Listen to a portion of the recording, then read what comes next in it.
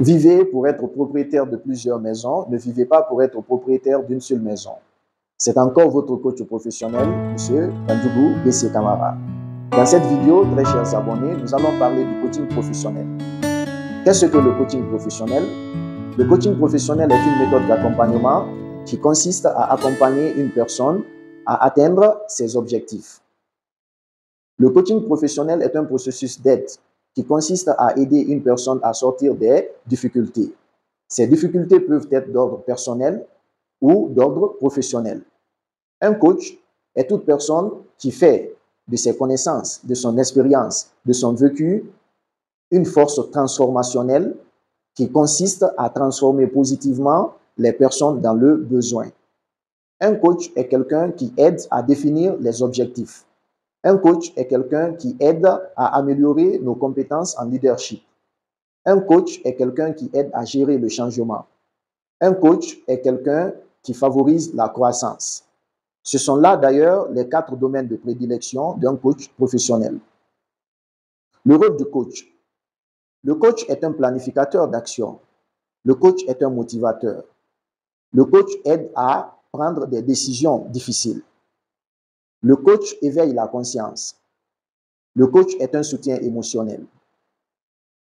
Le coach est quelqu'un qui aide une autre personne à aller de l'avant. Il y a plusieurs modèles d'accompagnement en coaching. Et nous allons citer ces modèles parce que nous n'aurons pas le temps de les développer tous dans cette vidéo compte tenu du temps. Parce que je sais que vous êtes des personnes occupées. Comme il y a des séances de formation, des conférences, des webinaires qui sont prévus, nous aurons la chance de les aborder de façon approfondie. Le premier modèle, c'est le modèle GROW. GROW, en anglais, c'est grandir. C'est-à-dire, la signification en français, c'est grandir. Dans cet acronyme, le G signifie goal, ce qui signifie en français l'objectif. Et le R, reality, signifie en français réalité. C'est-à-dire, pour ce modèle, tout processus de coaching doit être basé sur un objectif, mais aussi doit être contextualisé, doit se baser sur un contexte, et ce contexte doit être le contexte présent. Doit pouvoir situer la personne coachée dans son contexte présent, c'est-à-dire avoir une situation de départ pour prévoir une situation d'arrivée. Dans cet acronyme GROW, le O signifie option. C'est-à-dire que le coach doit avoir plusieurs options, plusieurs solutions.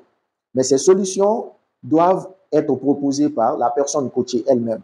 Ce n'est pas au coach de solutionner un problème, mais c'est à la personne coachée de solutionner son problème. Dans cet acronyme, le W signifie will. En français, c'est la volonté. Selon ce modèle, la personne coachée doit avoir la volonté de changer, la volonté d'aller de l'avant, la volonté d'atteindre ses objectifs. Sans cette volonté, le processus de coaching est voué à l'échec.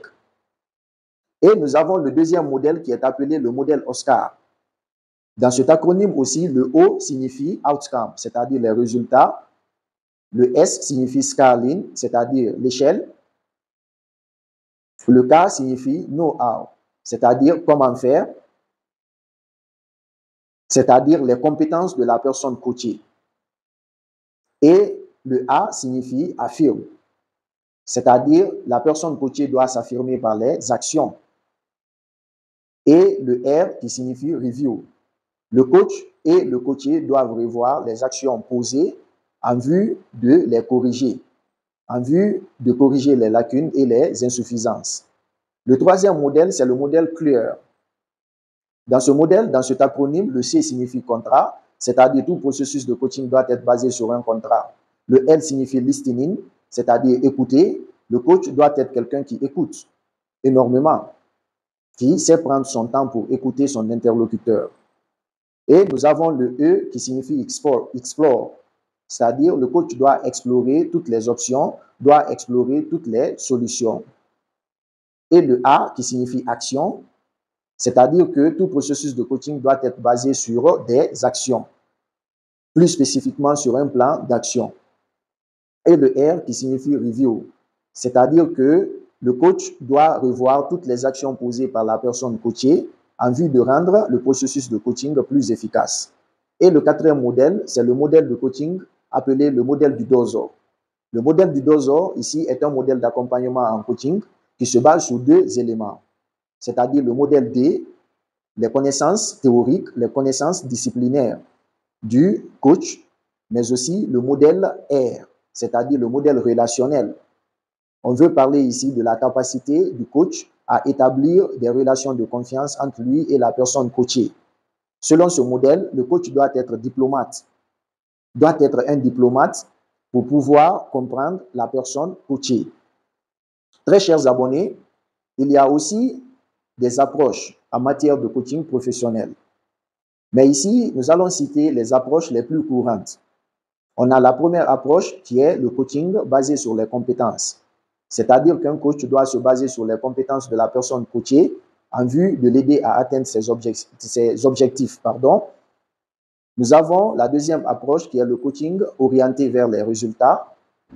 Dans cette approche, le coach ici doit viser les résultats, c'est-à-dire la finalité, doit faire en sorte que les résultats du processus de coaching soient bons, soit à la satisfaction totale de la personne coachée.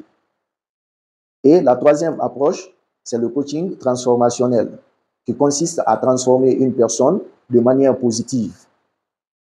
Et la quatrième approche, c'est le coaching systémique, qui considère l'individu ou qui considère la personne comme faisant partie ou comme partie intégrante d'un système social, d'un système professionnel, c'est-à-dire la famille ou l'organisation dans laquelle la personne fait partie, son cadre de travail ou son lieu de travail. Dans cette approche, le coach doit faire en sorte qu'il y ait un équilibre entre cette personne et le système social ou le système professionnel dans lequel il se trouve.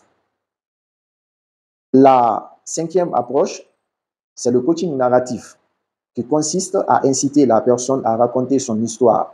Et le coach doit se baser sur le côté positif de l'histoire pour aider la personne à reprendre confiance en elle-même en vue d'aller de l'avant. La sixième approche, c'est le coaching cognitif comportemental, qui stipule que les croyances reçues par les personnes impactent leur vision du monde, impactent leur comportement. Il y a de ces croyances que nous recevons de nos sociétés, de nos communautés, de nos familles, qui font que nous ne pouvons pas atteindre certains de nos objectifs. Parce que tout simplement, nos croyances reçues et nos objectifs ne sont pas conformes. Donc, selon cette approche, le coach doit faire en sorte qu'il y ait un équilibre entre les croyances reçues et les objectifs de la personne.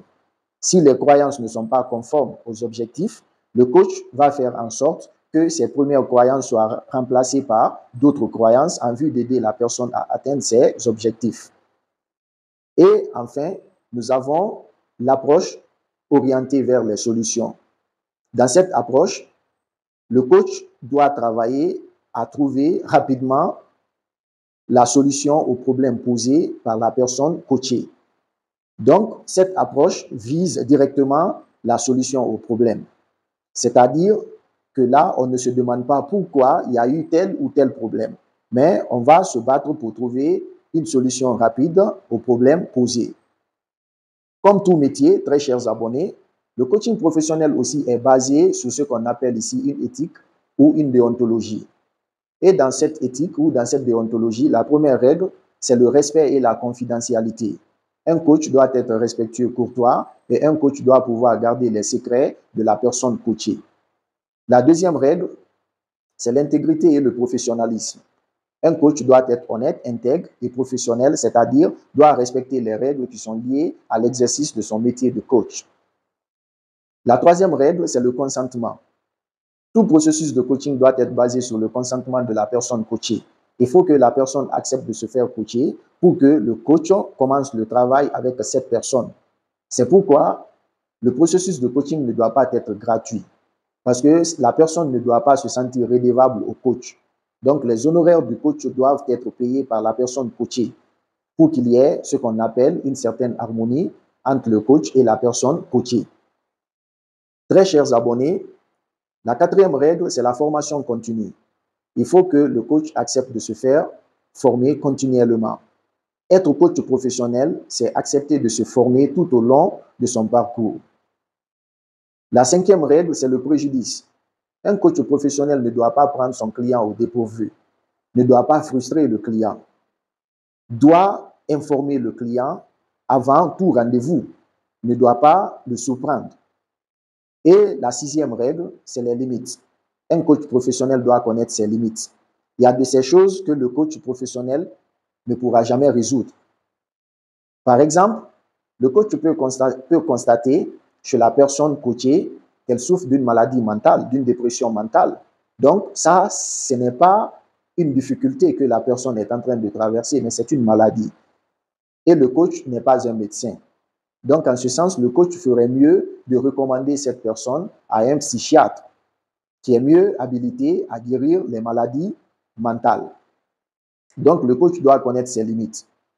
Il faut aussi savoir, en ce qui concerne la compréhension du coaching professionnel, que le coaching existe depuis l'Antiquité. Quand nous prenons le père de la philosophie occidentale, Socrate, il procédait par une méthode appelée la maïeutique, qui consiste à passer par un questionnement puissant, c'est-à-dire par des questions pertinentes, en vue d'inciter la personne à fouiller au plus profond d'elle-même pour se découvrir, mais aussi pour douter des premières connaissances, des premières croyances que la personne a reçues de sa société et construire sa propre croyance ou sa propre connaissance. Très chers abonnés, au XXe siècle, le coaching professionnel est né grâce aux travaux de quelques grands philosophes comme Sigmund Freud, Alfred Adler, Carl Rogers, qui ont mis en place ce qu'on appelle la psychanalyse. Vous avez certainement entendu parler de la psychanalyse de Sigmund Freud, de la thérapie centrée sur la personne, de l'individualisation de Carl Rogers et d'Alfred Adler. Très chers abonnés, le coaching professionnel aujourd'hui est en train de prendre de l'ampleur parce que dans quelques années, les coachs seront sollicités comme les avocats sont sollicités de nos jours parce que nous sommes dans un monde changeant. Donc, chaque personne aura besoin d'un motivateur, appelé ici coach professionnel, en vue de s'adapter au changement du monde.